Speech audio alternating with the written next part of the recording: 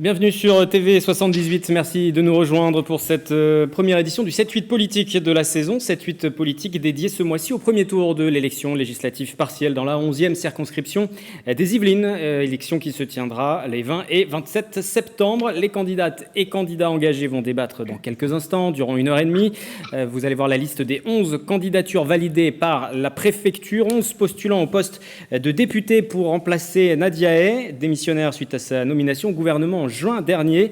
À noter que la démission de la représentante de la République En Marche a permis d'éviter la prise de fonction de son suppléant, actuellement mis en examen dans le cadre d'une affaire de trafic de stupéfiants au niveau international. 9 candidats devraient être en ligne avec nous pour ce débat. Nous avons eu un souci de connexion avec l'un d'entre eux, Laurent Cocheton pour l'UPR. Néanmoins, 7 autres sont déjà avec nous. Philippe Benassaya, lui, maire de Bois d'Arcy, candidat LR, nous rejoindra dans une vingtaine de minutes. Voilà pour la petite précision. Et pour les présentations, Olivier Galland, candidat Debout à la France, un mouvement dont vous êtes le délégué dans la 11e circonscription. Bonjour à vous. Merci, bonjour. Laurent Morin, également responsable du Rassemblement national dans les Yvelines, ancien premier adjoint de Cyril Naute à Mantes-la-Ville lors du mandat précédent. Bonsoir. Bonsoir. Bienvenue. Pierre Luce, représentant de la République En Marche dans les Yvelines. Bonjour également. Bonsoir. Kamal Benmarouf du collectif République par raison, également candidat, est avec nous. Bonjour. Également Patrick Planck, candidat de Lutte ouvrière. Bonjour. Bonjour. Sandrine Grandgam, première adjointe à Trappes sous les couleurs de Génération. Vous êtes conseillère régionale également et vous avez le soutien d'Europe Écologie Les Verts dans ce scrutin. Bonjour. Et Thibault Langlois qui représente Valérie Froberger. Vous êtes son suppléant. Elle ne peut pas être avec nous aujourd'hui. Je précise que la candidate est aide-soignante aussi à l'hôpital de Garches et qu'ensemble vous portez l'alliance PCF LFI au cours de ce scrutin. Bonjour.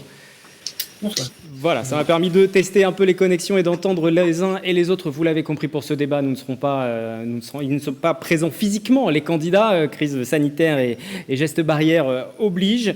Néanmoins, les mêmes règles s'appliquent. Le temps de parole est chronométré et la première prise de parole se fera selon l'ordre enregistré en préfecture. Olivier Galland va donc commencer avec vous. En quelques mots, rapidement, quel est l'enjeu du scrutin? Un scrutin, je le précise, qui concerne les habitants de Bois d'Arcy, Elancourt, Fontenay-le-Fleury, La Verrière, le Ménil-Saint-Denis, Saint-Cyr-l'École ou encore Trappes, les communes de la 11e. Les enjeux, selon vous? Les enjeux, c'est de permettre à nos concitoyens de s'exprimer. On croise deux types de personnes quand on va discuter avec eux. Certains disent je ne crois plus en la politique. D'autres disent les politiciens ne nous écoutent plus. On a beau envoyer des lettres et des lettres, il ne se passe rien. Donc, notre démarche, c'est d'aller voir les gens pour leur laisser la parole. Poursuivons ce premier tour de table avec Laurent Morin, responsable du Rassemblement national dans les Yvelines. Le scrutin, les enjeux selon vous? Eh bien, écoutez, moi, je vois deux enjeux très clairs lors de ce scrutin. Un enjeu politique et un enjeu démocratique. Le premier enjeu, l'enjeu politique, les électeurs ont l'opportunité d'envoyer un message fort à tous ceux qui nous gouvernent depuis des décennies et qui ont échoué. S'ils le décident, les électeurs ont en effet la possibilité de rejeter les candidats qui représentent dans cette élection les partis qui ont amené la France à l'effondrement que nous vivons actuellement. Les politiques mises successivement en place par les Républicains, par la République En Marche, par le Parti socialiste, ont été absolument dévastatrices. Nous en payons le prix aujourd'hui. Le deuxième enjeu, l'enjeu démocratique, c'est celui de la participation. Les électeurs ont un choix important à faire, celui de désigner leurs représentants à l'Assemblée nationale. Et j'aimerais dire une chose aux abstentionnistes, que je comprends qu'ils puissent être totalement désabusés, que je comprends que les préoccupations quotidiennes puissent absorber toute leur énergie et qu'ils finissent par décider de ne plus se mobiliser pour certains scrutins. J'aurais pu moi-même faire le même choix il y a une dizaine d'années, mais je crois que si l'on ne se saisit pas de la politique, alors la politique finit par se saisir de vous. Et je crois qu'avec la crise sanitaire, nous avons eu un exemple flagrant de certaines décisions qui ont été prises ou non et qui ont eu des conséquences sur un certain nombre de Français, sur un certain nombre de familles. Donc voilà pour moi les deux enjeux. Et on parlera de cette thématique-là, notamment de la crise sanitaire et puis surtout des enjeux économiques de la relance dans quelques instants. Ce sera l'une des premières thématiques abordées. Pierre Luce, à présent, représentante de La République En Marche dans les Yvelines. Je rappelle que Nadia Hay, la députée démissionnaire, était dans vos rangs et qu'aujourd'hui elle est membre du gouvernement. Tout d'abord, merci pour l'espace médiatique que vous nous offrez avec ce débat. Effectivement, la publicité de l'élection, c'est vraiment le premier enjeu. Puisqu'on attend évidemment une abstention très élevée sur une élection partielle très peu médiatisée. C'est jamais une bonne chose, d'autant plus que une élection, comme toujours, c'est un choix que doivent faire les citoyens. D'abord, un choix politique. La candidature que je défends, c'est celle d'un député qui siégera dans la majorité présidentielle. Ce qui permet en fait de mettre plus en lumière la circonscription, de mettre plus en valeur les projets qui y sont construits. Et ça me permettra d'être un député qui portera des propositions de fond, qui défendra des choses concrètes et non pas quelqu'un qui sera dans une opposition. Et on l'a vu malheureusement, les oppositions depuis de nombreuses années maintenant sont un peu terribles. Mais c'est aussi un choix de personne. Moi, je suis engagé depuis 4 ans, c'est mon premier engagement politique. J'ai pas d'autre mandat, je suis pas un professionnel de la politique, moi je suis ingénieur, et je pense qu'il est important d'avoir un député qui soit consacré à ce qu'il fait, qu'il n'ait pas d'autre mandat. On peut pas faire un travail à plein temps, largement à plein temps comme celui d'un député, et en plus être conseiller départemental ou régional, qui sont là aussi des vrais jobs, ou alors on fait de la figuration, c'est de la figuration plutôt bien payée. Moi je suis vraiment là pour servir, pas pour me servir. Donc voilà, la candidature que je propose, c'est celle d'un député impliqué à 100%, qui va transmettre en fait le témoignage de la vie quotidienne d'un jeune citoyen, travailleur, pour proposer des avancées concrètes et qui sera capable de contrôler que les lois votées au Parlement répondent vraiment aux problèmes de la vie quotidienne et elles sont correctement appliquées. Je porterai la voix de tous les habitants de la circonscription et pas uniquement, je ne servirai pas de porte-voix juste pour quelques-uns. Voilà. Je vous arrête aussi là, le temps de parole, sinon on va s'envoler un petit peu. Gardez du temps ensuite pour pouvoir échanger sur ce premier tour de table. Pour l'instant, essayons d'être plutôt rapide. Kamal Ben Marouf, du collectif République par raison. Quels sont les enjeux de ce scrutin, selon vous ? Alors, j'en vois 4. Tout d'abord, l'élection de 7 nouveaux députés en France, dont le nôtre, ne va pas modifier l'équipe de l'Assemblée nationale.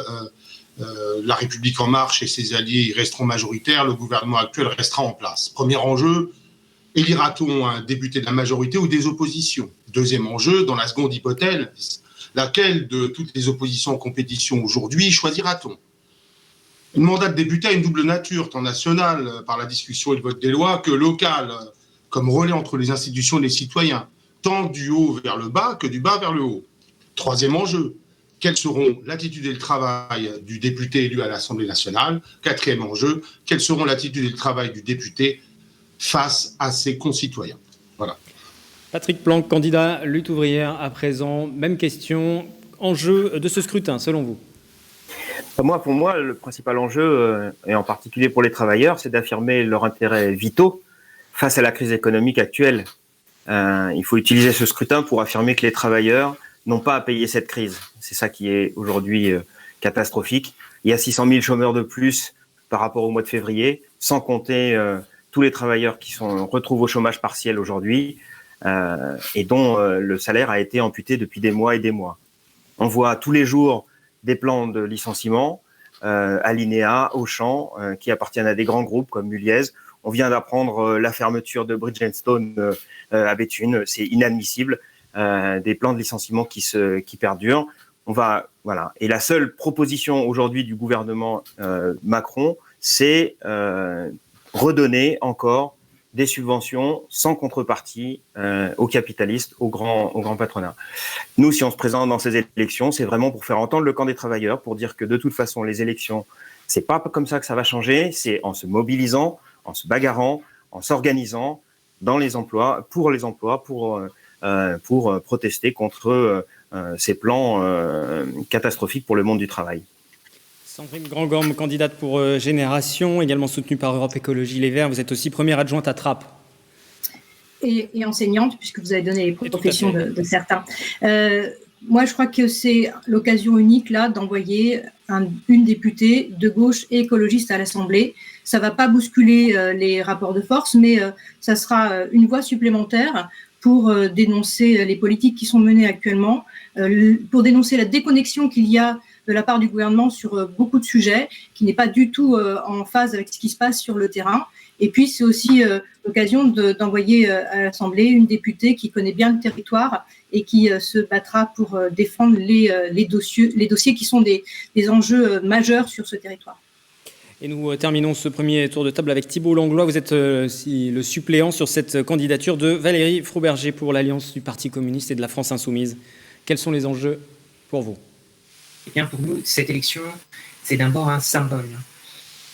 Dans une circonscription qui est celle du ministre d'Emmanuel Macron, il s'agit de porter une voix, celle du monde du travail, celle des premiers corvées, des soignants, celle aussi d'une écologie populaire.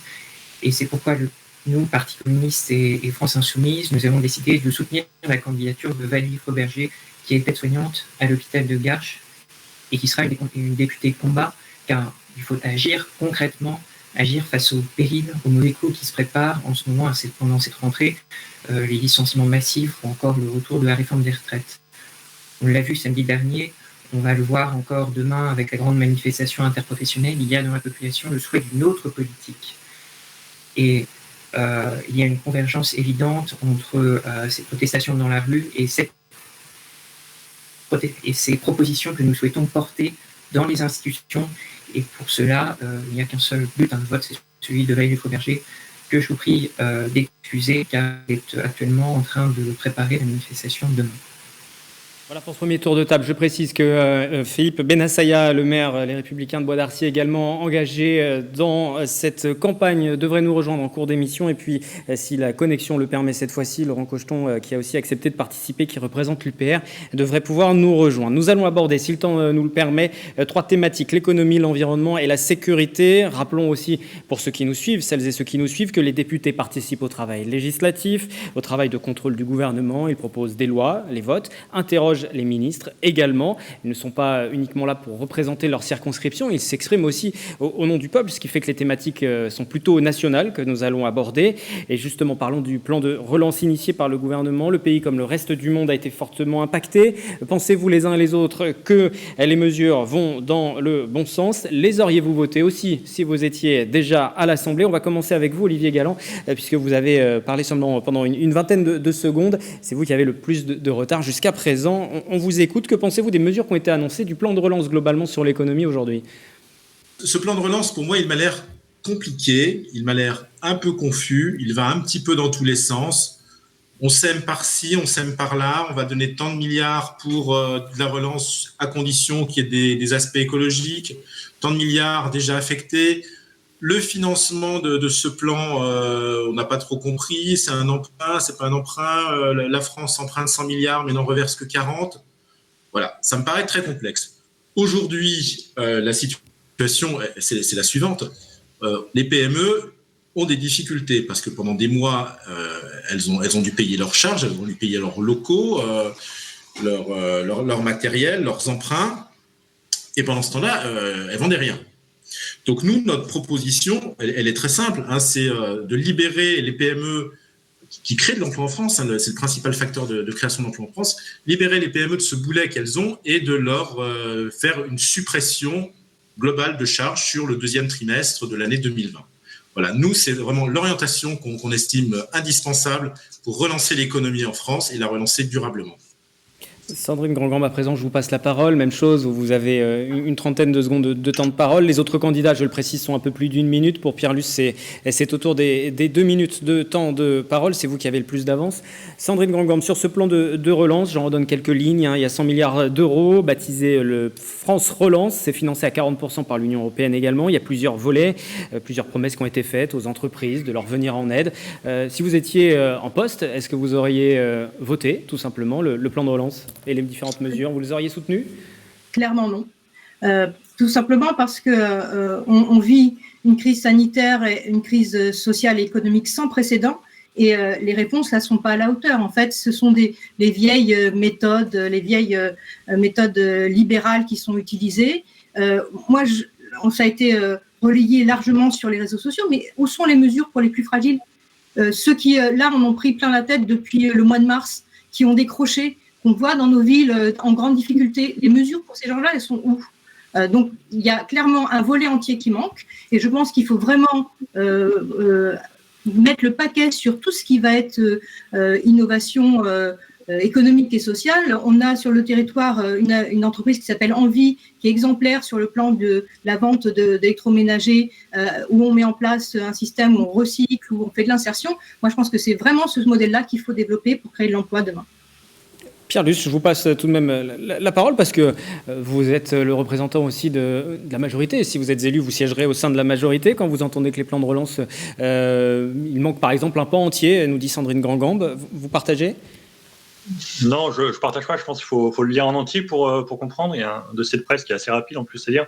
Et on voit bien qu'il y a tout un pan justement qui s'adresse notamment à l'insertion dans l'emploi des plus fragiles. Il y a près de 200 000 formations qui vont être ouvertes pour les jeunes qui sont peu qualifiés. Il y a 300 000 parcours d'insertion professionnelle qui vont être créés. Et effectivement, pas uniquement sur l'économie capitaliste, puisque on va avoir par exemple dans le plan de relance de l'investissement sur les centres de tri, comme hier je visitais le centre de tri du Relais qui traite les vêtements déposés dans les bornes. Ils ont besoin de s'étendre, ils ont besoin de développer leur activité, ils ont à peu près 70 personnes en insertion, ils veulent doubler ce chiffre. Donc c'est aussi tout ça le plan de relance. Il ne faut pas l'oublier. Vous savez, on a préservé le pouvoir d'achat avec l'activité partielle pendant le chômage partiel, pendant le confinement et pendant l'été. Maintenant, il faut relancer la machine.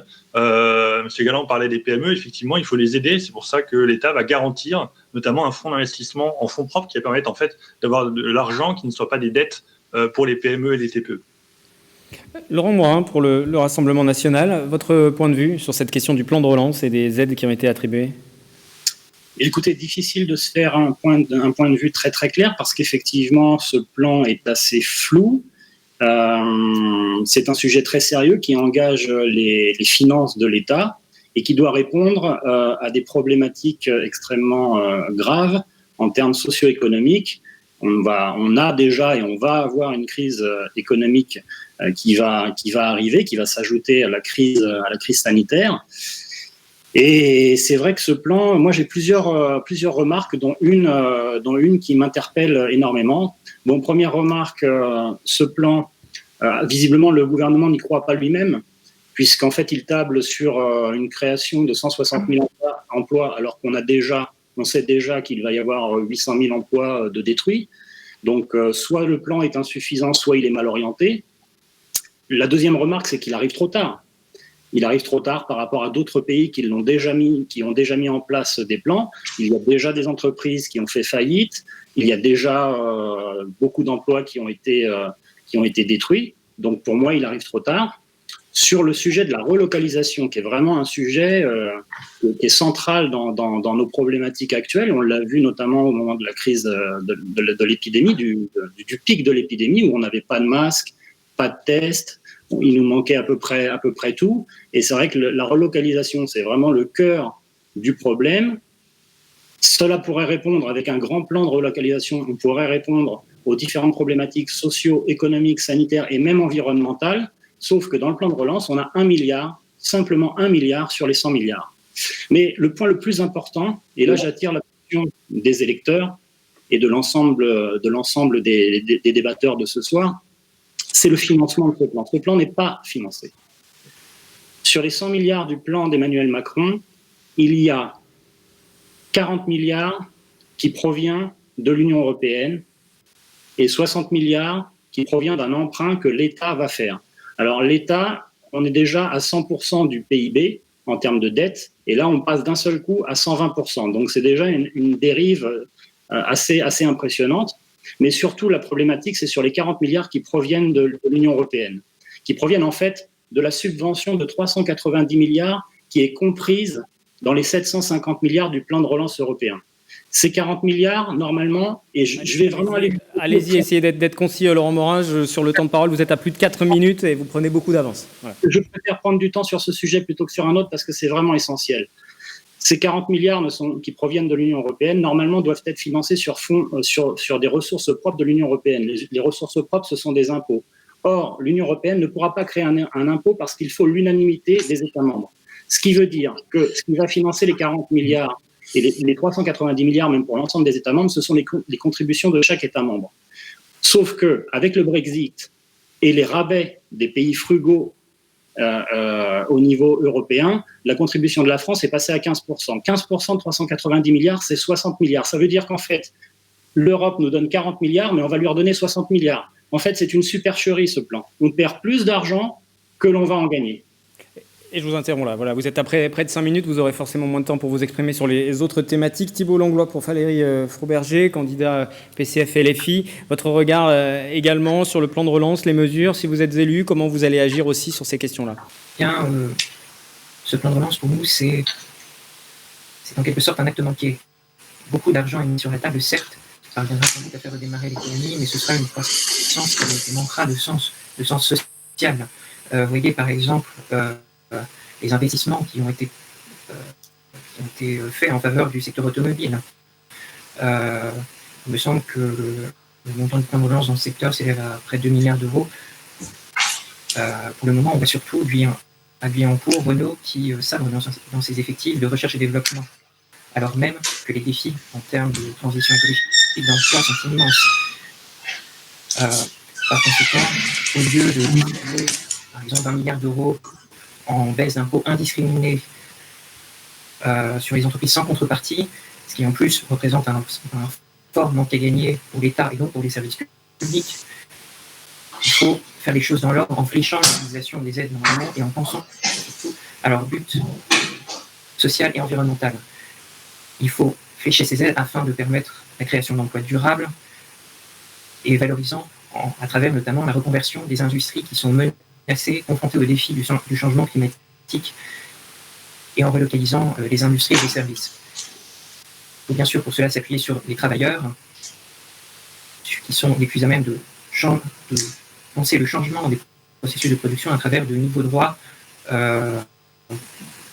pour la participation au sein à la gouvernance de l'entreprise. Il faut aussi, je pense, reconstituer un secteur public fort qui sera capable de donner des impulsions concrètes dans des secteurs stratégiques, et que par exemple la banque, l'énergie, ou encore le médicament, la création d'un pôle public du médicament, par exemple, aurait pu permettre de prévenir les pénuries qui ont été constatées pendant la crise sanitaire. Nous en aurions eu grandement besoin. Patrick Planck, je vous pose à présent la même question, avec aussi parmi ce plan de relance, il y a aussi tout de même une volonté de soutenir l'emploi des plus vulnérables. Il y a une enveloppe de près de 7 milliards qui sera dédiée à un plan jeune, par exemple. Est-ce que ce sont des mesures qui vont dans le bon sens? Peut-être qu'il y a des choses à garder de votre point de vue dans ce plan de relance? À mon avis, il n'y a rien à garder. C'est un cadeau comme depuis très longtemps aux grandes entreprises de ce pays. Que ce gouvernement ou le précédent ou celui même d'avant, de toute façon, ils n'ont que ça comme proposition. Il faut aider les entreprises qui vont continuer à licencier. Juste quand même pour replacer un peu dans le contexte, 100 milliards, on aurait la possibilité, et si l'État avait réellement la volonté de créer des emplois, et dans les collectivités, il y aurait pu y avoir aussi cette possibilité-là, 100 milliards, c'est 2,7 millions d'emplois à 1 800 € net, cotisation incluse pour un an. Oui, réellement, aujourd'hui, dans les transports, dans les écoles, dans les hôpitaux, il aurait fallu embaucher. Et juste un petit mot quand même, parce qu'on a parlé à un moment du chômage partiel. Aujourd'hui, il y a une vraie supercherie, parce que qui c'est qui paye le chômage partiel? C'est la collectivité en partie. Alors on nous dit que c'est pour essayer de sauver les emplois. Regardez l'usine de Peugeot-Poissy. Peugeot, ils sont riches à milliards.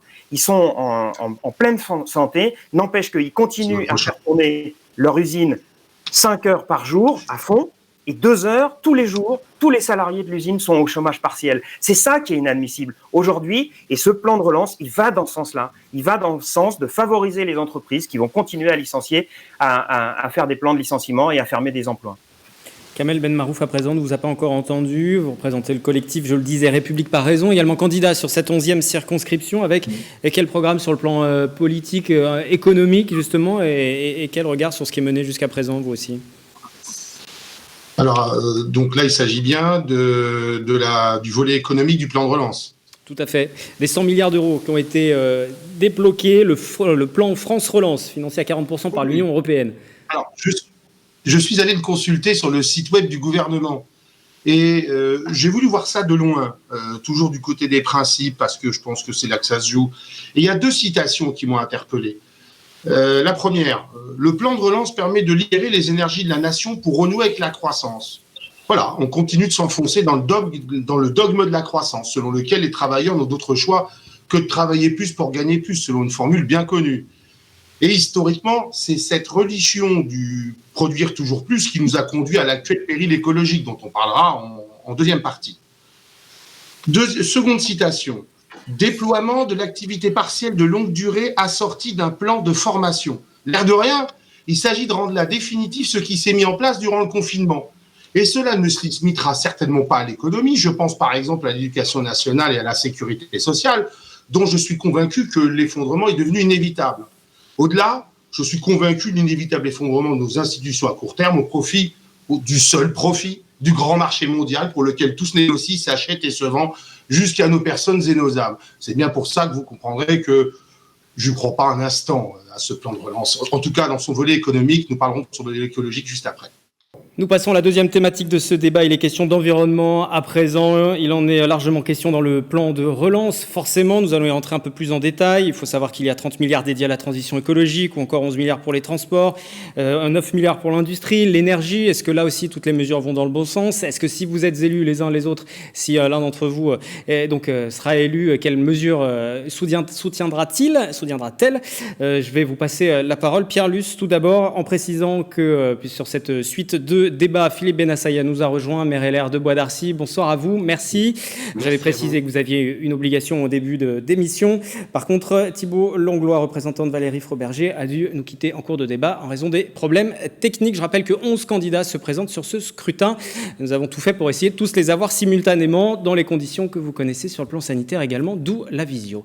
Pierre Luce, je vous passe la parole, candidat LREM, et revenons sur cette question de l'environnement et sur le bon sens ou non de ces mesures. Alors déjà, je tenais à rappeler qu'effectivement, le travail parlementaire reste à faire sur ce plan de relance. L'analyse et le travail autour du projet de loi de finances va débuter à partir d'octobre. Et donc, la partie environnementale, en fait, elle s'intègre vraiment au reste du plan.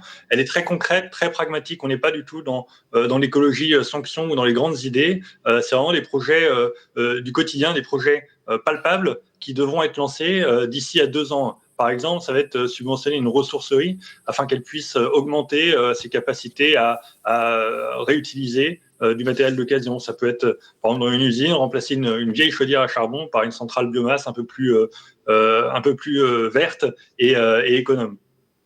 Toutes ces mesures, comme je le disais, c'est un ensemble en fait. Ça permet de mettre en place un modèle industriel et agricole plus vertueux, par exemple de décarboner l'industrie, c'est ce que je citais par exemple avec les chaudières. C'est vraiment un ensemble de petits projets, pas forcément des projets à plusieurs centaines de millions d'euros, mais qui partout dans toutes les industries, dans toutes les secteurs de l'agriculture, dans toutes les exploitations, on a besoin d'un petit coup de pouce pour passer le cap de cette transition. C'est la même chose pour l'isolation thermique des bâtiments. On a partout en France des bâtiments publics, des bâtiments privés, que ce soit des maisons de particuliers ou des immeubles de bailleurs sociaux, qui ont besoin d'être rénovés énergétiquement.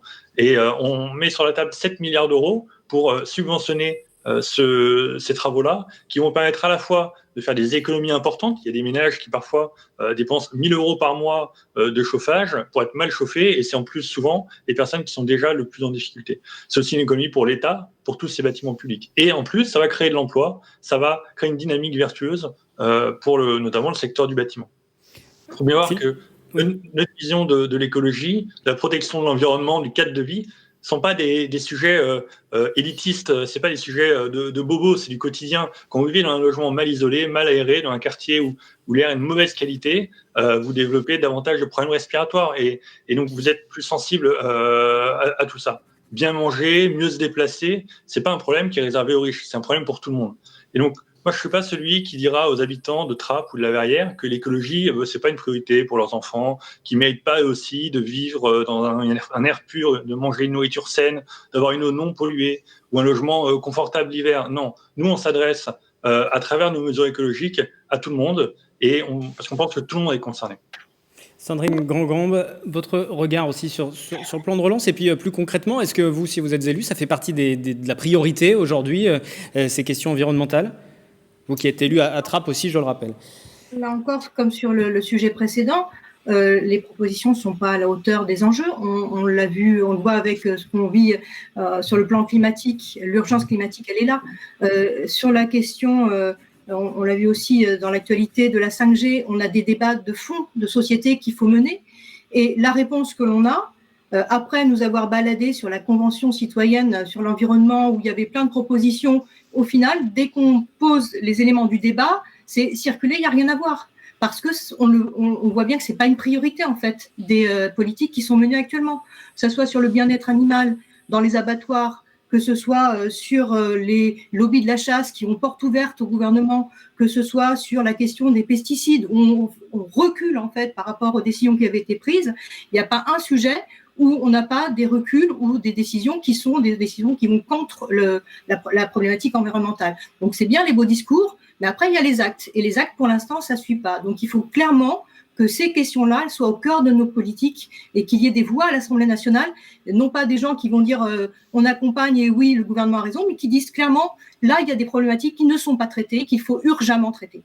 Et quelle priorité pour vous, si vous êtes élu, vous pourriez faire une proposition de loi allant dans ce sens, par exemple, sur quel domaine précis, vous basant sur votre commune, par exemple? Sujet, moi, qui me tiennent à cœur, ça a été évoqué sur la question de comment on a une énergie propre, donc toute la question de la rénovation, mais il y a plein de villes qui se sont lancées dans la géothermie. Je pense qu'on peut très bien avoir des plans par ville où on développe la géothermie, on peut avoir un plan énergie propre dans chaque ville. Ça peut être une proposition de loi, comme il y a des obligations en termes de logements sociaux. On pourrait très bien développer une loi allant dans ce genre de nouveaux domaines qui sont essentiels.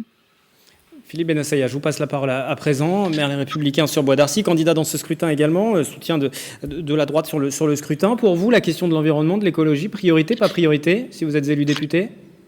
Priorité, mais je vois surtout qu'il faudrait peut-être un jour sortir de la polémique sur l'écologie. Nous ne devons pas avoir des visions d'écologie, mais une vision d'environnement et qui devrait être partagée par tout le monde, de la droite à la gauche en passant par le centre. Je trouve qu'en France, ces questions sont encore trop idéologiques. Il faudrait tout d'abord, à mon avis, sortir déjà d'un logiciel idéologique pour parler de l'environnement. Il faut être concret, il y a des bonnes idées un peu partout. Très honnêtement, moi je suis un élu local, j'ai appliqué une politique d'environnement, de cadre de vie dans ma ville qui a plutôt bien marché, avec plusieurs labels et récompenses, avec des vraies problématiques, des vraies politiques en matière de développement durable, d'innovation, d'économie, de protection de l'environnement, pour essayer d'allier un peu tout ça. Je pense qu'il faut sortir, à mon avis, de cette écologie qui est celle un peu que l'on voit aujourd'hui en France, cette espèce d'écologie un peu caricaturale, punitive, et passer à une écologie plus partagée, plus positive, plus libre. Et ça, c'est avant de commencer à voir les micro-sujets à droite et à gauche, il faudrait peut-être déjà sortir un petit peu de ce logiciel-là et essayer d'avoir une écologie partagée par tous et surtout une écologie qui soit également prise en compte et pilotée par les élus locaux. Je pense que c'est important aussi de faire remonter les bonnes pratiques du terrain et ne pas attendre que le haut décide pour le bas. Voilà. Olivier Galland, Debout la France, votre vision de l'écologie, de l'environnement? Où se situe Debout la France dans cette question-là? Alors, si vous avez un petit peu entendu tout le monde, quand on parle écologie, environnement, chacun a son avis. Et en fait, j'ai l'impression qu'on ne parle pas tous des mêmes choses. On se focalise sur certains aspects. Donc, pour certains, l'écologie, c'est réchauffement climatique, diminution du carbone, énergie. J'en ai même entendu qui parlaient de social, pas ici, ou de décroissance. Pour moi, c'est surtout le cadre de vie. Quand on parle d'environnement, ce qui nous intéresse au quotidien, c'est le cadre de vie. Alors, il y a des choses qui ont été faites au cours des dernières années qui ont bien marché. Je vais prendre l'exemple du tri sélectif. Alors, le tri sélectif, qu'est-ce qui s'est passé? On a mis en place des filières en France et on a fait l'éducation. Moi, dans les écoles de Saint-Cyr-l'École, mes enfants vont à des déchetteries, vont à des centres de tri. Ils ont des cours sur le tri sélectif. Et globalement, je dirais que ça se passe très bien, que c'était un projet mené de A à Z au niveau de l'État et puis des collectivités, et je pense que c'est ce qu'il faut faire. À côté de ça, il y a des choses qu'il ne faut surtout pas faire. On a vu les taxes sur l'essence qui ont été le début des Gilets jaunes. Voilà. mettre des taxes. Ça, c'est ce qui se passe en France depuis des années. Ça ne marche pas. On prend les Français pour des idiots en leur disant que si on augmente les taxes, on respirera mieux. C'est faux. Après, pour moi, l'écologie, elle commence devant sa porte. C'est bien de dire aux gens, vous allez vous chauffer mieux et moins cher, mais si devant chez soi, c'est jonché d'ordures, ça ne mène à rien. Donc, il y a quand même quelque chose à faire dans nos villes, c'est d'apprendre aux gens qu'on ne jette pas les papiers par la fenêtre de sa voiture, qu'on ne met pas ses papiers par terre quand les poubelles sont pleines. Il y a une éducation à faire là, et je pense que c'est vraiment le niveau zéro de l'environnement. Après, moi, si j'étais à l'Assemblée, il y a deux choses que je ferais. Chez Debout la France, on a une déléguée à la dignité animale qui est vice-présidente. Hein, les animaux, pour nous, c'est vraiment un sujet très important et qui m'interpelle personnellement. Cette année, comme tous les ans, il y a eu des abandons. Il y a 100 000 animaux qui sont abandonnés tous les ans. Il y a la SPA qui a fait une campagne spéciale. C'est inadmissible qu'il y ait tous ces abandons d'animaux et il faut légiférer dans ce sens. Ça, c'est le premier point. Le deuxième point, je ne sais pas si vous avez vu la Californie cet été, hein, ils sont mis aux panneaux solaires, aux éoliennes et ainsi de suite. Ils ont arrêté le nucléaire et finalement, ils se sont retrouvés avec un blackout. Depuis des années, chez Debout la France, on propose de relancer la recherche sur les sels fondus, qui est une nouvelle filière nucléaire. Et le gouvernement, La République en marche, quand on a posé les questions aux députés, quand les députés ont posé les questions aux ministres, ça a toujours été la même chose. Le nucléaire, on n'en veut pas. De toute façon, on va faire des énergies vertes, on n'en a pas besoin. Voilà. Donc, il faut relancer la recherche, il faut trouver des solutions, il faut quitter le dogmatisme de l'antinucléaire. Kamal Benbarouf, je vous voyais pendant qu'Olivier Galland parlait, il y a plusieurs points sur lesquels vous sembliez d'accord aussi. Cette vision de l'écologie vous convient ? Non, enfin je n'avais pas du tout prévu de dire la même chose, mais je reconnais une position cohérente, même si c'est totalement autre chose que j'ai envie de dire. Mais allez-y, vous êtes là pour vous exprimer justement sur la question. Voilà, ça tombe bien. Alors, vision de l'écologie, mais il s'agit aussi de s'exprimer sur les mesures du plan de relance, hein, si j'ai bien compris. Tout à fait. Sur le plan de relance concernant la question de l'écologie, de l'environnement. Alors, comme tout à l'heure, là, cette fois-ci, c'est une citation qui m'a interpellé. Oui, je vais faire bref. Alors, je vous la lis parce que ça vaut son pesant de cacahuètes. Rénovation thermique des bâtiments, l'aide à la décarbonation de l'industrie, je ne connaissais pas ce terme, mais je devine ce que c'est, le bonus écologique, la prime à la conversion pour l'achat d'un véhicule propre ou encore la transformation du secteur agricole, mais également la recherche et l'innovation pour le développement de technologies vertes. Alors, ça, c'est le discours classique de ce que l'on appelle depuis un petit bout de temps le capitalisme vert, dernière évolution du grand marché mondial pour lequel désormais la nature elle-même devient un bien de consommation. Et c'est là le véritable péril contre notre espèce, l'humanité, mais au-delà, contre la vie elle-même. En termes d'écologie, la France est une des rares nations ayant donné une valeur constitutionnelle à la défense de la nature. Et je voudrais vous le rappeler, c'est la charte de l'environnement de 2004, voulue par le président Jacques Chirac, dans la droite ligne de sa célèbre citation « Notre maison brûle et nous regardons ailleurs ». Eh bien, j'ai envie de dire, pourquoi ne reprend-on pas ce socle sur lequel je pense qu'il y a eu un énorme consensus à l'époque pour définir la politique écologique de la France, et peut-être même au-delà, inspiré bien au-delà. C'est mon sentiment. Sinon, non, je pense qu'en réalité, il ne s'agit qu'on retrouve cette idéologie marchande derrière la défense de la nature. C'est mon sentiment, et vous ne serez pas surpris de vous dire que je m'oppose à cela. Voilà. Patrick Planck, à présent, candidat lutte ouvrière.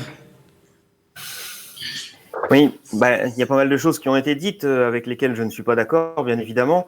Ce plan de relance, il va en matière d'écologie, il va de toute façon dans le même sens, c'est-à-dire qu'il va favoriser les grandes entreprises capitalistes. Le scandale de Lafarge qui déverse des déchets dans la Seine, c'est inadmissible. Et bien évidemment, si les travailleurs étaient au pouvoir, bien évidemment, il y aurait des choses à contrôler à ce niveau-là. En ce qui concerne les mesures qu'ils ont annoncées, On parle énormément du fret ferroviaire. Alors, je suis bien placé, je suis cheminot, je connais la situation. Le fret ferroviaire, depuis des années et des années, on a fermé, on a licencié. Les chiffres, c'est 120 000 salariés dans le fret ferroviaire en 2000. Il y en a plus de 4 000 aujourd'hui et on vient nous expliquer que ça serait ça qu'il faudrait mettre en avant. Non, c'est de la rigolade. Ils n'ont pas envie de faire ça. Ils n'ont pas du tout envie de faire ça. Ils vont continuer à favoriser des entreprises, à favoriser les grands groupes industriels et on essaye de tirer, on essaye de présenter la personne, le locataire, l'habitant lambda comme responsable et bien évidemment, c'est pas ça la situation. Malgré tout, j'aurais quand même envie de faire une petite remarque. Je suis pas intervenu par rapport à l'intervention de Monsieur Luce. Les gens des classes moyennes, les ouvriers, ils dépensent pas 1 000 € en chauffage. Ils n'ont même pas ça en salaire. Donc, ils ne dépensent pas 1 000 € en chauffage. Ce n'est pas possible. Quand on connaît la situation, par exemple, Allée des Yvelines à Trappes, où tout l'hiver, il n'y a pas eu de chauffage, alors que le bailleur avait les subventions, oui, on se rend bien compte que la situation, ça va pas se régler comme ça. Ça va se régler par la mobilisation des travailleurs et des salariés et des locataires dans les cités. Si vous souhaitez répondre, Pierre Luce, brièvement, comme vous avez été interpellé, et je passerai ensuite la parole à Laurent Morin pour le Rassemblement national. Rapidement, je dirais que malheureusement, il y a des ménages modestes qui ont d'extrêmes difficultés pour se chauffer, quand ça vous coûte 5 à 6 000 € pour faire le plein d'une citerne de fuel. Si vous ramenez ça au nombre de mois d'hiver, on est sur cet ordre de grandeur. C'est évidemment hors de prix, beaucoup ne peuvent pas le faire, et donc du coup ne se chauffent pas, tout simplement. Donc après, ne me croyez pas si vous voulez, malheureusement, ces situations existent et elles doivent être prises en compte. Je passe la parole donc à Laurent Morin, responsable du Rassemblement national dans les Yvelines et également candidat sur cette 11e circonscription. Votre sentiment sur cette question de l'écologie, de l'environnement, vous aurez à peu près 1 minute si vous voulez garder du temps pour aborder le dernier thème, la sécurité. Voilà, je le précise.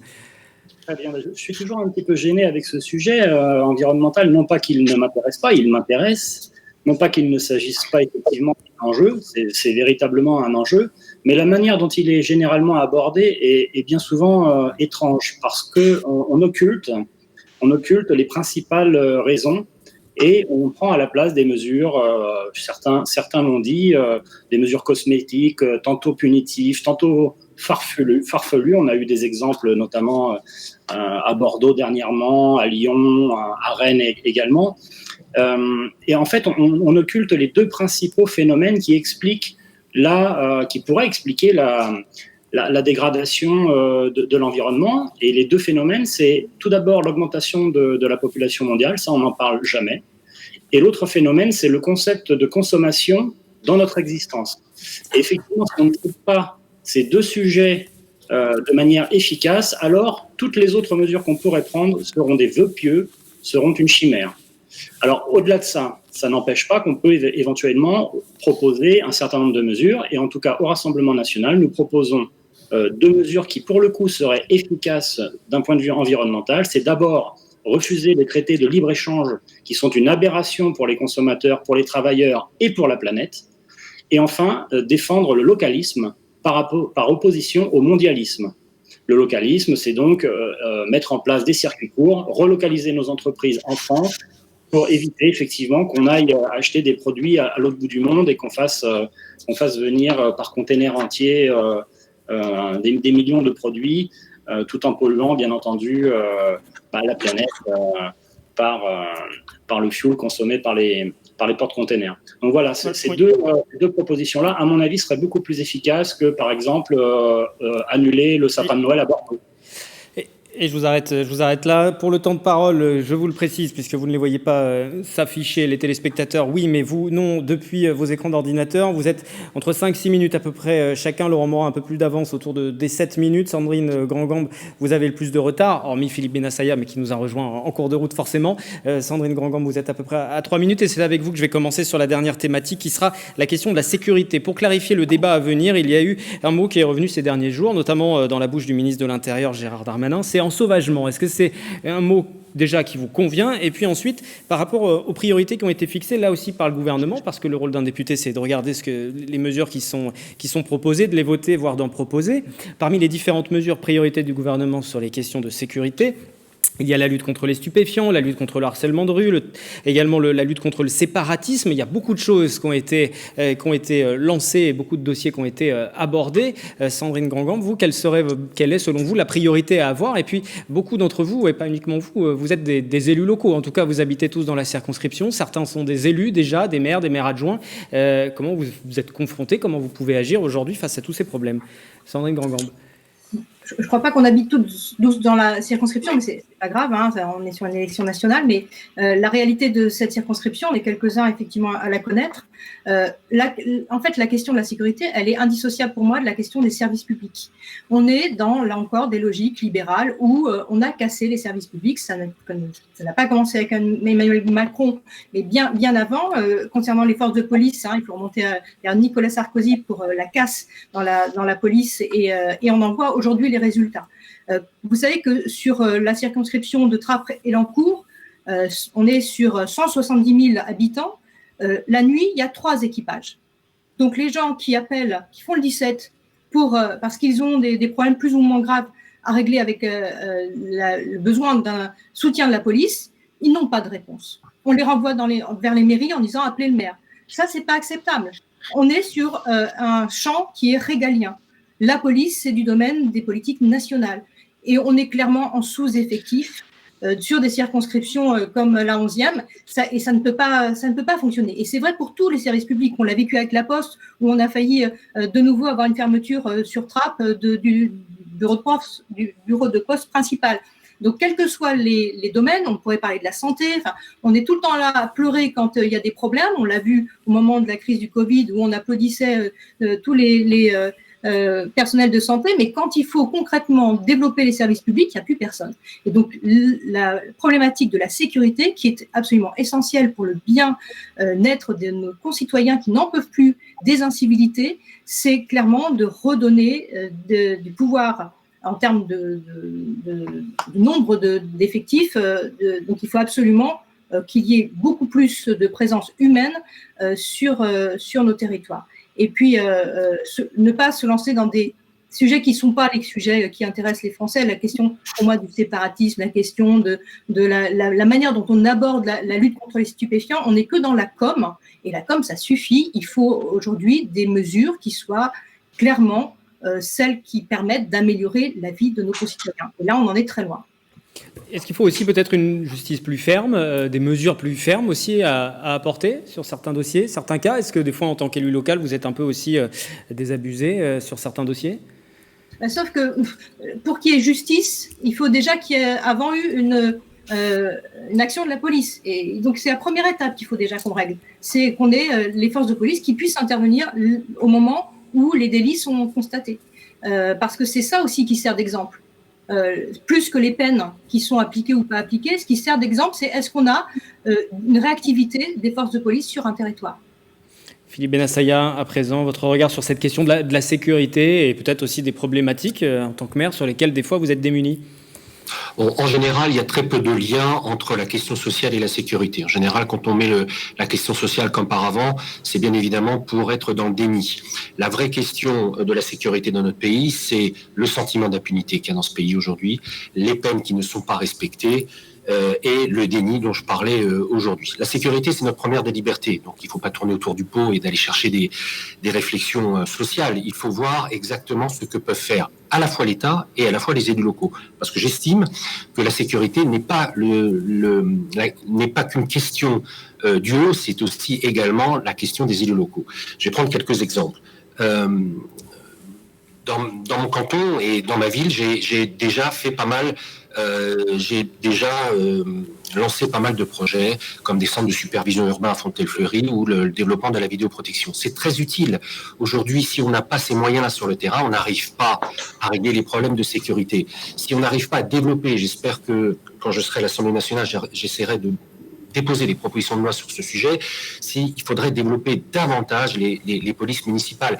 Il faut arrêter d'être un petit peu dans l'angélisme du tout régalien. Donc quand on sait que ce régalien est en train de maigrir de plus en plus, que l'État n'a plus les moyens et que les élus locaux s'organisent pour pouvoir organiser leur propre sécurité sur leur propre territoire. On ne va pas attendre l'État pour régler un problème dans l'heure ou dans la minute. Donc je pense qu'il y a un vrai partenariat qui doit s'effectuer entre communes, agglomérations et l'État. Voilà. Le reste, moi, je trouve que nous sommes dans un pays où il y a une certaine pensée unique qui essaye de tourner autour du pot et de nier la réalité du terrain et des quartiers. Je pense qu'il faut voir la réalité comme elle est. Il y a un vrai problème de sécurité dans ce pays. Il y a un problème de langage aussi. Alors, c'est vrai que le mot sauvagement hérisse les uns et n'hérisse pas les autres. Moi, ça m'intéresse pas beaucoup, la dialectique. C'est pas ma culture politique.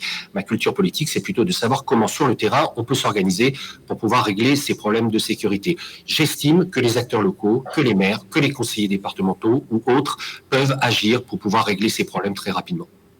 Olivier Galland, Debout la France, vous pensez, vous aussi, qu'il y a un problème de sécurité? Puis je ferai réagir ensuite Laurent Morin qui souhaitait s'exprimer, tout en sachant que vous aurez assez peu de temps. Vous avez déjà beaucoup d'avance. Olivier Galland, pour oui, il y a un grave problème de sécurité dans notre pays. Alors, M. Benassaya est proche des habitants de Bois d'Arcy. Moi, je le vois sur Saint-Cyr-l'École. Canton en général. Oui. Sur Saint-Cyr-l'École, il y a des quartiers comme le mien où ça se passe très bien. En fait, moi, je fais pas de la politique pour mon jardin ou pour ce qui se passe à côté de chez moi. Je fais de manière plus générale. Qu'est-ce qu'on entend? Des tirs de mortier dans la ville, des rodéos, des choses comme ça. La police arrête les gens ou ne les arrête pas parce qu'ils ont des consignes pour ne pas les arrêter, pour ne pas blesser les gens qui pilotent des engins au milieu des passants. Et puis, ces gens-là, ils passent en justice ou pas, parce que des fois, ça s'arrête à un simple rappel à la loi. Et le lendemain matin, ils sont de nouveau dans leur cité en disant à leurs copains, vous voyez, moi je suis un caïd. Voilà. Donc il y a la police, effectivement, il y a besoin de moyens plus importants, mais une fois que la police elle a fait son travail, il faut que la justice elle intervienne. Parce que si ce sont toujours les mêmes que la police arrête, c'est quand même une dépense de moyens un petit peu inutile. Alors après, on a parlé de M. Sarkozy. Effectivement, M. Sarkozy, il avait supprimé la double peine. Donc, quelque part, c'est une catastrophe, cette chose-là, parce que ce sont toujours les mêmes qui reviennent. Ensuite, une fois que les sanctions sont décidées, il faut qu'elles soient appliquées. On entend régulièrement parler de gens qui font l'obligation, qui sont sous le coup d'une obligation de quitter le territoire et qui déambulent dans nos rues en faisant des agressions. Si la loi était appliquée, s'ils avaient quitté la France, ils ne seraient pas en train de s'en prendre à nos concitoyens.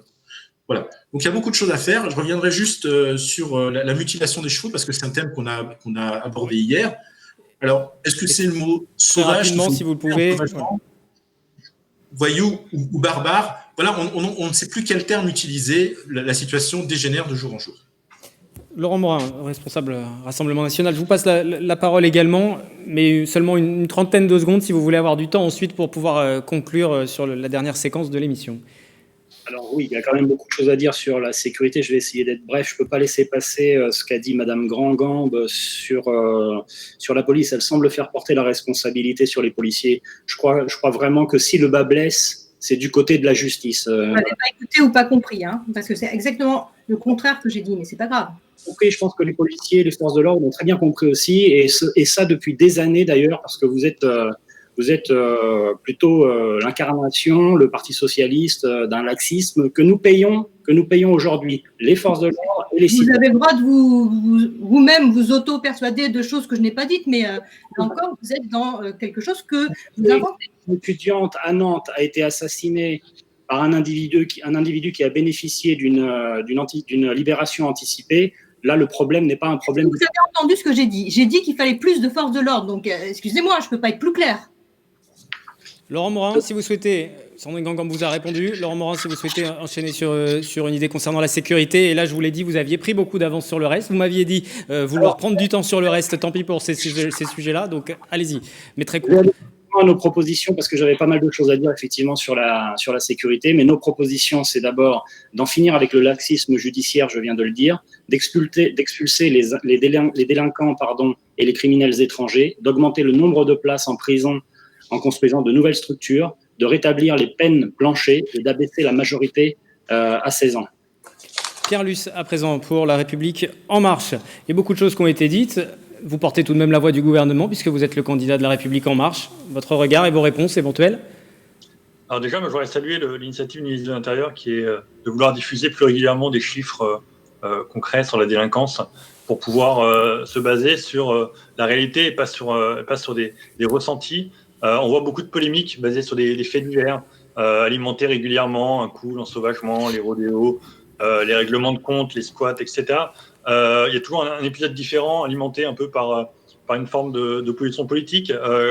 Moi, je pense qu'il faut en prendre un peu de hauteur, il faut vraiment traiter le fond du sujet plutôt que de faire de la base politique. Pour moi, la priorité, quand j'en parle aux habitants de la circonscription, pour une partie de ces habitants, effectivement, il y a un sentiment d'insécurité au quotidien, mais en parlant de sécurité de proximité, ils en ont marre de voir des jeunes faire des rodéos à moto en bas de leur immeuble. Ils parlent d'effectifs de police insuffisants quand effectivement ils appellent la police ce soir et qu'ils ne peuvent pas se déplacer parce qu'il n'y a pas assez d'équipage.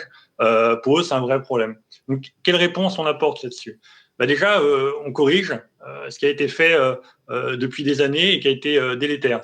Moi, j'aime toujours entendre parler la droite de sécurité. Vous savez, la sécurité, c'est un peu la frite McCain de la droite, quoi. Ceux qui en parlent le plus, qui en font le moins. Ils ont supprimé des milliers de postes. Ils ont réduit les moyens de la justice de proximité. Nous, depuis 2017, on a créé 7000 postes. On va en créer 3000 l'an prochain.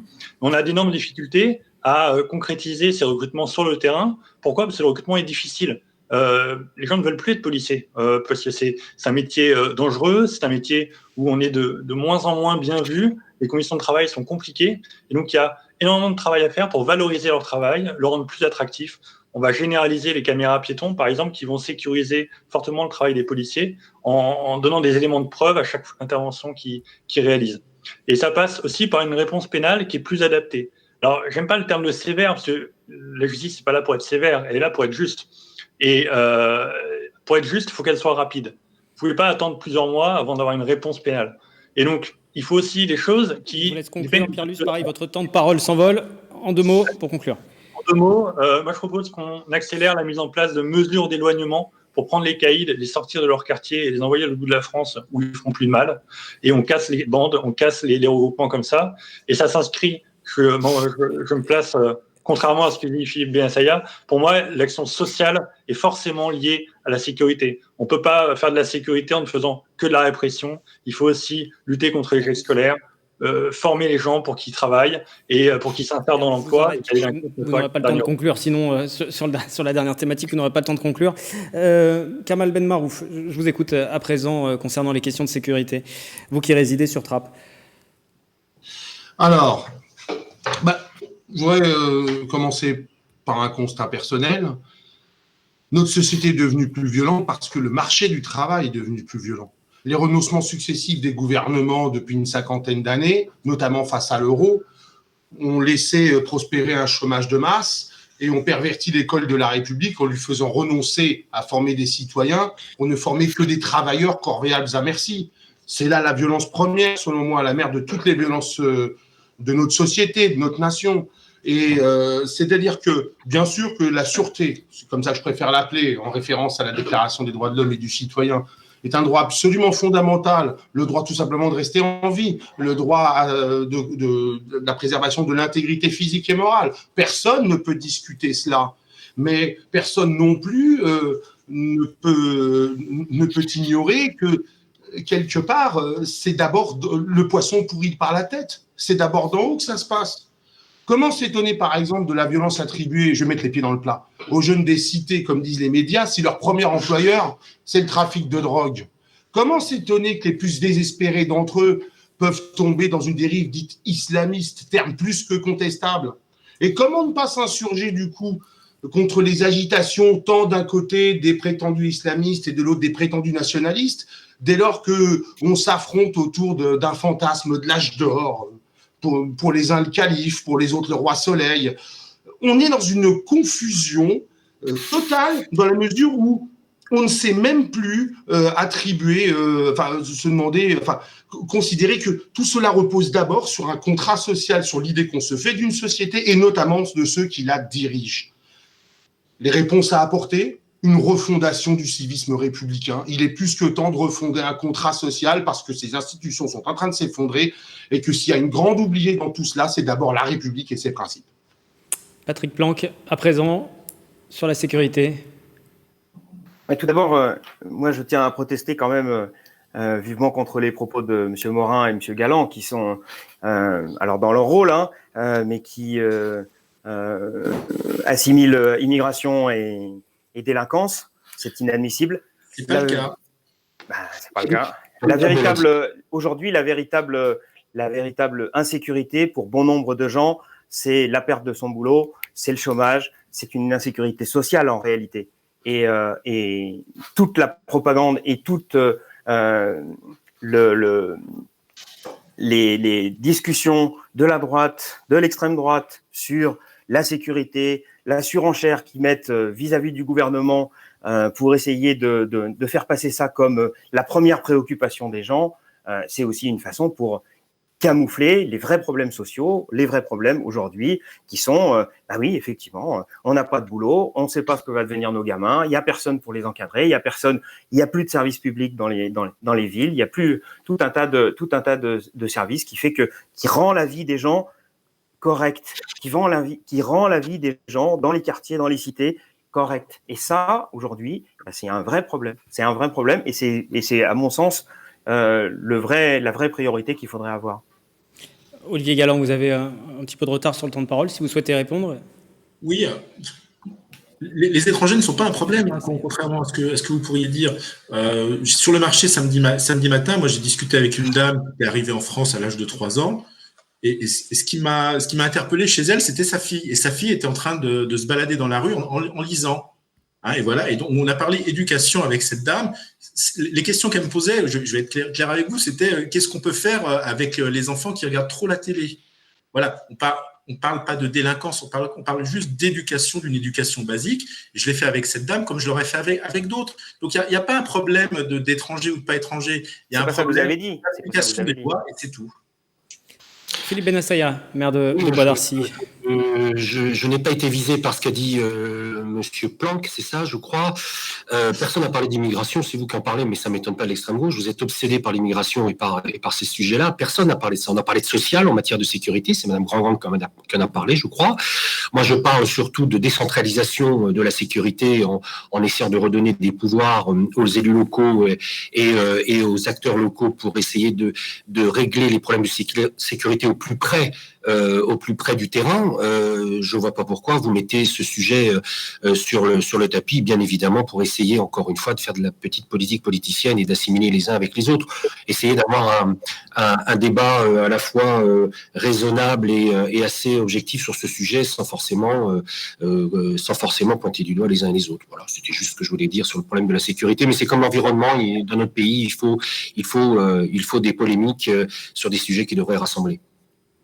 Patrick Planck, si vous souhaitez répondre, si vous m'entendez. Oui, c'est pas moi qui ai parlé de l'immigration, c'est quand même pas moi qui ai parlé de reconduite à la frontière. C'est pas moi qui ai parlé de délinquance avec des gens qu'il va falloir reconduire à la frontière une fois qu'on les a arrêtés. C'est pas moi qui ai parlé de ça. C'est bien Monsieur Morin et Monsieur Galland. Donc, moi, je ne fais pas des polémiques. Si vous tenez absolument à être associé à cette idée, vous pouvez.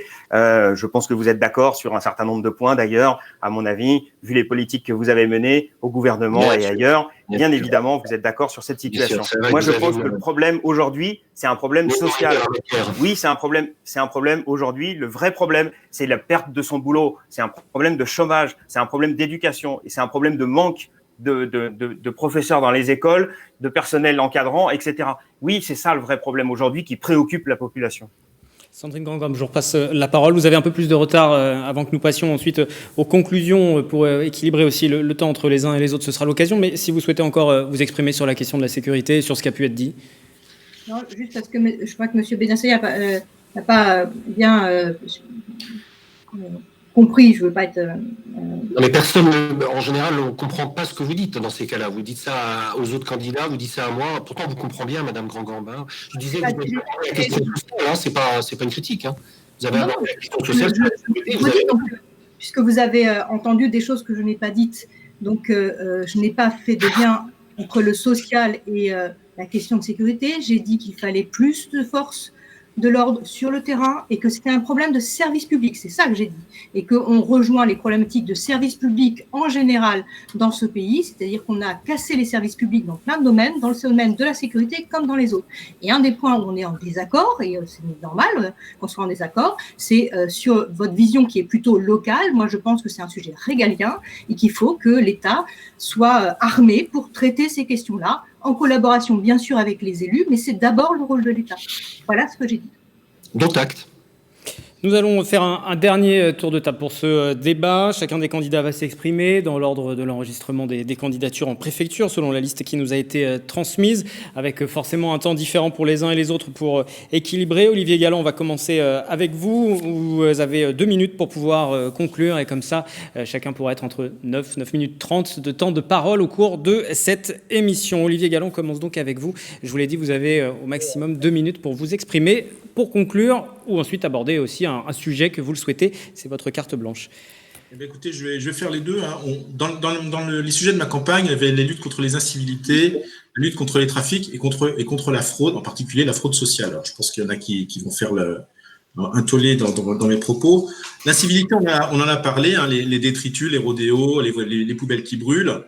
Il y a également des gamins qui sont blessés par balle, hein, ça c'est la suite. Il y en a un qui s'est fait fracasser les mains il n'y a pas très longtemps. Donc, il y a un moment où il faut arrêter. Les trafics, alors on a beau dire ce qu'on veut, dans certains quartiers de Saint-Cyr, ils ont pignon sur rue, hein, les trafiquants de drogue, la police intervient régulièrement, mais ils sont toujours là sur leur table. Et puis, dès qu'on entre dans certaines cités, il faut montrer quasiment ses papiers parce qu'ils contrôlent ce que font les habitants. Donc, les citoyens, ils en ont marre de cette situation et c'est vraiment une préoccupation. Alors, je ne dis pas que le chômage, ce n'est pas une préoccupation, mais au quotidien, cette insécurité, c'est vraiment un sujet. Et je pense que la justice doit agir. Je suis désolé, monsieur Luce, mais les exemples qu'on a pu avoir, comme Mme Belloubet qui libérait 13 000 prisonniers il n'y a pas très longtemps, et puis notre nouveau garde des Sceaux qui joue au baby-foot, c'est pas ce qu'on attend d'eux. Après, moi, je voudrais vous parler des fraudes. Alors, c'est un sujet qui se met beaucoup en avant. Il y a un rapport parlementaire qui est arrivé et côté Debout la France, on insiste là-dessus. On pense qu'il y a une fraude massive et organisée à la sécurité sociale de manière générale. Il y a des gens qui bénéficient de prestations sécurité sociale alors qu'ils n'y ont pas droit. Il y a des gens qui bénéficient de retraite alors qu'ils sont décédés depuis des années. Voilà, ça c'est de l'argent, c'est de la fraude, c'est de l'argent qui serait mieux utilisé avec nos concitoyens qui en ont vraiment besoin.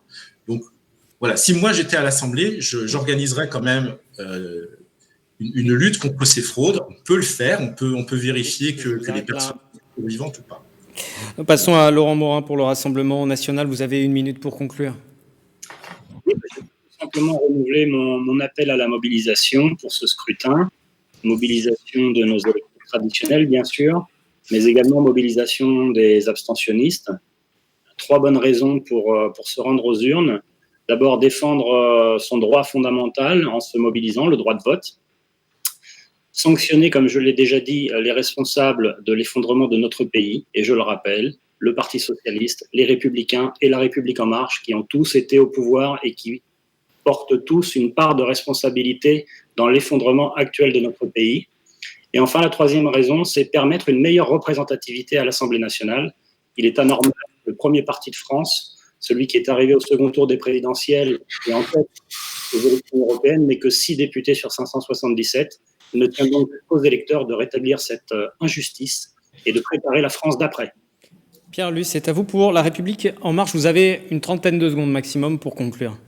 D'accord, je vais m'adresser du coup directement aux électeurs et je vais leur dire, voilà, si vous me faites confiance le 20 et le 27 septembre, vous aurez un député qui est proche de vous, qui connaît votre quotidien, qui prend le train tous les matins pour aller travailler comme vous et qui sera dévoué à son mandat parce qu'on ne peut pas faire autre chose en même temps. On ne peut pas avoir un autre mandat, surtout si cet autre mandat en plus est rémunéré aussi. Et je serai un député qui sera attentif à l'ensemble des citoyens. Je ne serai pas uniquement le député d'une partie de la population ou d'une ville à laquelle j'ai une attache particulière. Je serai présent auprès de vous dans des permanences régulières. Je serai toujours à l'écoute et j'aurai à cœur de défendre le projet que je défends depuis toujours, c'est-à-dire celui d'une République pour tous et qui donne sa chance à tout le monde. Chacun d'entre vous, chacun de vos enfants. Votez le 20 et le 27 septembre prochain. Kamal Benmarouf, à présent avec le collectif République par raison. Vous avez 2 minutes pour aborder votre carte blanche pour conclure votre séquence, le débat ce soir. Merci, monsieur. Moi, je suis convaincu que la Ve République va s'effondrer pour les mêmes raisons que la 4e, le régime des partis. Je suis un citoyen hors parti. Mon seul honneur est d'être citoyen, de me lancer dans une bataille civique pour la défense de mes concitoyens, de mes égaux et de la République. Mon élection ne modifiera pas la majorité actuelle à l'Assemblée nationale, bien entendu. Alors si au moins je peux incarner ce maillon entre les institutions et les citoyens, notamment en traquant tous les manquements des services publics sur le terrain qui causent sans doute le plus grand tort aux citoyens les plus modestes et même aux autres. Et si je peux faire entendre une autre voix qui est en fait très ancienne, qui est celle que nous avons tous appris à l'école, qui est celle des principes de la République, qui est que l'idée du contrat social tel qu'il a pu être défendu par Rousseau et par la Révolution française, à mon avis, est toujours d'actualité. Vive la République et vive la France. Patrick Planck à présent pour Lutte ouvrière. Vous aussi, vous avez 2 minutes à présent. Le monde du travail s'appauvrit et la société recule des années en arrière pour qu'une minorité capitaliste continue de faire son beurre. Et c'est encore ce grand patronat et son système que le gouvernement aide en l'arrosant de milliards, notamment à travers le plan de relance. Face aux attaques de la bourgeoisie, face à la pauvreté, à la rapacité des bourgeois, les travailleurs n'ont pas d'autre choix que de se défendre. Il faut qu'ils agissent collectivement et se dotent d'un plan de combat, car le grand patronat ne connaît que le rapport de force. Il faut travailler moins pour travailler tous, sans perte de salaire. Il faut augmenter les salaires par les marges ni les dividendes. Il faut le contrôle des salariés sur les milliards d'euros distribués au grand patronat. Et cet argent doit servir à créer des emplois et augmenter les salaires. Il faut se battre. Il faudra, dans ces élections, voter bien évidemment pour faire entendre le camp des travailleurs. Et pour terminer, je voulais juste vous dire que demain soir, vendredi soir, une réunion publique se tiendra à Trappes, à la salle de la Maison des Familles, voilà, à 19h. Vous pouvez venir nombreux. Merci. À présent, Philippe Bennassaya, maire Les Républicains de Bois d'Arcy, également engagé dans ce scrutin. Alors je rappelle que vous nous avez rejoints en cours d'émission, donc forcément vous aurez un tout petit peu moins de temps de parole à l'issue de l'émission, mais vous pouvez conclure en 2 minutes environ. Oui, merci. C'est vrai que c'est un peu de ma faute, mais je ne me suis pas beaucoup exprimé, mais je suis arrivé en retard, donc vous n'y êtes pour rien, mais j'aurais voulu quand même un petit peu dire des choses que j'aurais pu dire, peut-être à mon avis, en introduction de ce débat. D'abord, pourquoi on vote ? On vote pour une législative partielle. Ça veut dire quoi ? Ça veut dire que notre circonscription n'a plus de députés. D'abord parce que la députée En Marche est devenue ministre de la Ville et qu'elle a immédiatement démissionné de son poste pour empêcher son suppléant de siéger pour les problèmes judiciaires qu'il connaît. C'est quelque chose d'à peu près inédit sous la Ve République. Alors, qu'est-ce qu'il faut faire face à ça ? Je pense qu'il faut revenir un peu à l'endroit. Il y a eu un avant et un après Covid, je pense. Et je pense que pendant cette crise du Covid, les habitants de notre circonscription se sont rendus compte que ceux qui faisaient le travail, ceux qui ont obtenu des résultats, ceux qui ont fait leurs preuves, ce sont les élus de terrain. Et c'est eux qui ont travaillé pendant ce temps-là. Je pense que la période des députés un peu hors sol, qui n'habitent pas la circonscription, je pense que c'est terminé. Je pense que les Français n'en veulent plus de ça. Ils veulent des gens qui sont ancrés dans leur territoire, qui connaissent leur ville et qui connaissent les villes de la circonscription. Toutes les villes, pas qu'une, toutes les villes des cantons de cette circonscription et les villes qui appartiennent à différentes communautés d'agglomération. Je pense que c'est ça l'essentiel aujourd'hui en France. Je pense que les habitants, les Français veulent des députés, non pas hors sol, mais des députés ancrés dans leur territoire, des députés qui connaissent la réalité, des députés qui ont servi les Français sur le terrain pendant les différentes crises sanitaires, économiques ou sociales qu'on a connues. C'est ça qu'il faut, à mon avis, promouvoir dans notre pays aujourd'hui, faire monter à l'Assemblée nationale et au Parlement en général. Ce sont des élus de terrain. Et c'est ça qui est important aujourd'hui pour notre pays. Non pas des noms ou des gens qu'on parachute au dernier moment pour faire des pourcentages ou des voix. C'est pas l'essentiel. L'essentiel, c'est de bien connaître les sujets du terrain et de les faire remonter. C'est aussi cela que je voudrais faire lorsque je serai, j'espère, député, c'est-à-dire de faire remonter les bonnes pratiques de ce terrain-là. Les élus locaux ont lancé des projets, ils ont obtenu des résultats, il faut les entendre. On les a pas toujours entendus parce qu'au début, on les a méprisés, mais quand il s'agit de les appeler quand la crise est forte, eh ben, on a toujours répondu présent. Et puis, il y a des sujets qu'on n'a pas abordés, peut-être que vous avez abordé pendant que j'étais pas là, je ne sais pas, mais je pense que la question de la liberté dans ce pays est très importante, et notamment la liberté d'expression. Il me semble aujourd'hui que cette liberté est menacée. Elle est menacée un petit peu partout. Et j'espère que nous allons pouvoir revenir à ce qu'a fait le sel de la France, qu'a fait la France, c'est-à-dire notre liberté. Et puis, je voudrais aussi dire que je serai un député qui sera proche des chefs d'entreprise, des artisans, des commerçants, des salariés, pour les entendre et pour être leur porte-voix et pour être le porte-voix de ces forces vives du terrain. Voilà mon objectif. Sandrine Grandgambe, vous êtes actuellement première adjointe à Trappes, commune de cette 11e circonscription. Vous vous présentez sous les couleurs Génération notamment, mais aussi Europe Écologie, qui vous soutient. Et vous avez 2 minutes pour conclure.